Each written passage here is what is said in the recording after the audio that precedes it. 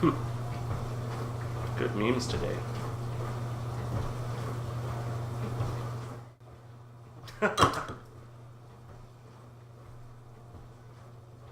Guys, it's the moment we all fear.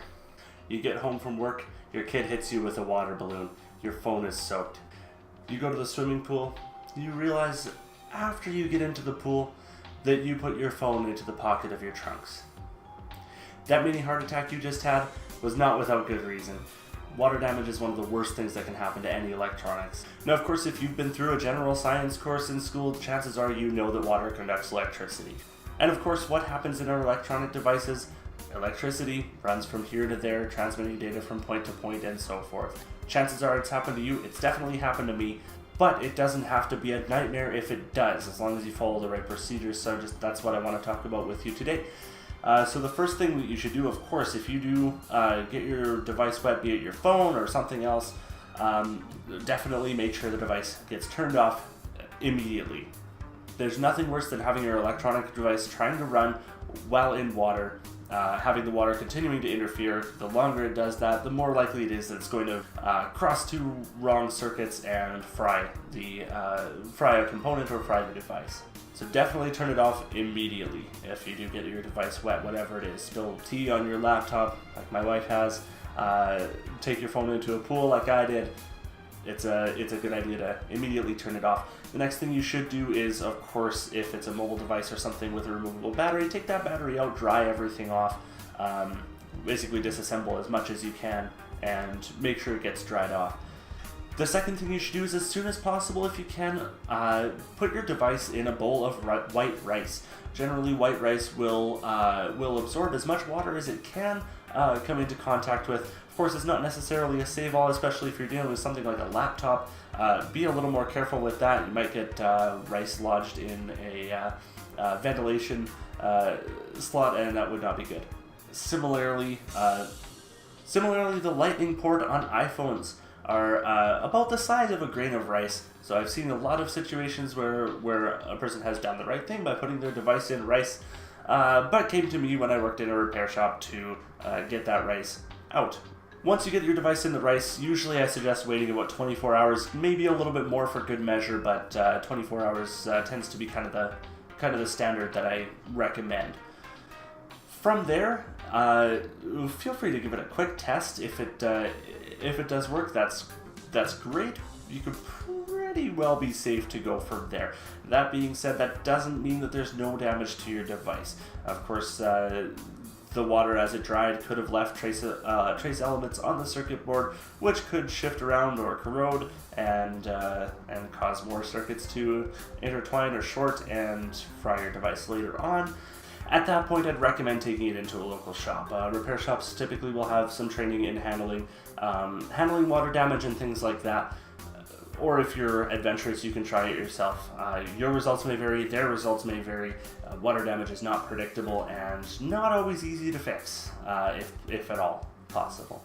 Anyway, so further to that, you take it in the shop and it's in the hands of the repair person, or you're trying it yourself. What you'll do then is, the first thing, of course, would be to disassemble whatever device it is and inspect very thoroughly the circuit boards contained within. For example, you're dealing with an iPhone, you're going to want to pull that screen off. You're going to want to pull out the main circuit board. You're going to want to make sure to check in all the little accessories that attach to the main board, but may not necessarily be completely tied to it. For example, the front-facing camera, the charging port, things like that.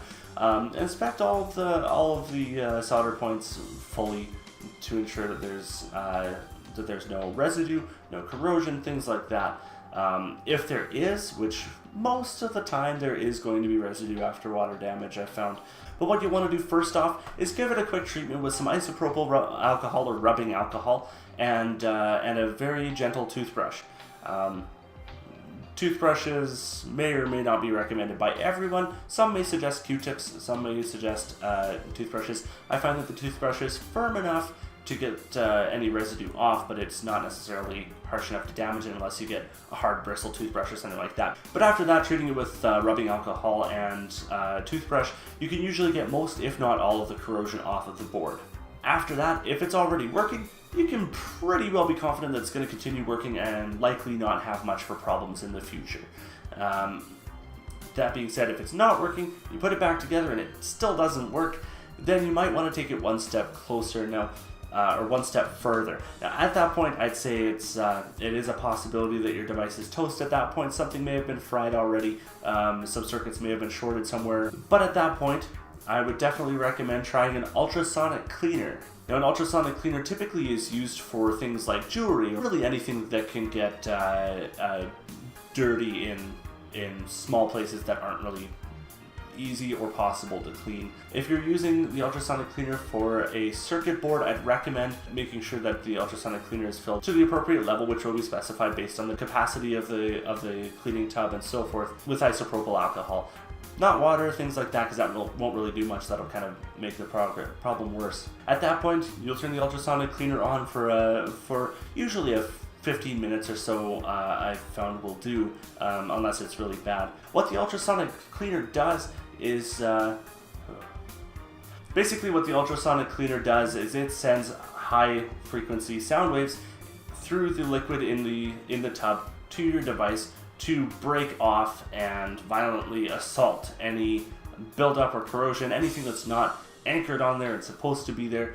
Microparticles, everything like that is going to come right off. After that, of course, because it's alcohol, it will dry a little bit quicker, but make sure to give it a little scrub, get anything off that might still be loose but on there, and dry it out for a day or so on paper towels or something absorbent. Then from there, you can put your device back together and see if it works. I used to work in a cell phone repair shop, and I've saved a number of devices this way from certain doom, and it has worked most of the time, actually, though I never really saw water damage that was insanely bad. I think there was only one or two devices off the top of my head that I can think of that I wasn't able to save using the ultrasonic cleaner. It is a lot of work, of course, taking it apart part by part, making sure that everything is safe to put into a tub of alcohol and so forth. But it is a good last step to see if you can restore your device, or just to make sure that your device is clean.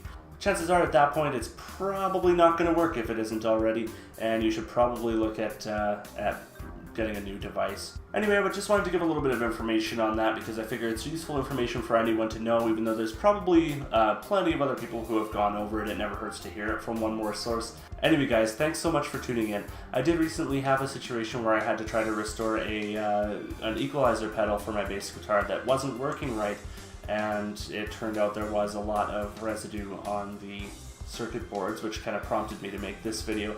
If you want to see more about that, feel free to hit the link. This is new to me, but it should be somewhere in this vicinity.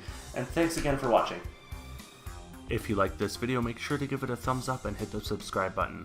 If you have an epic story about getting your own device wet, make sure to leave a comment. And as always, thanks for watching. You can see sound waves into the tank and through the liquid, and basically beats off. Oh, that's a bad term to use.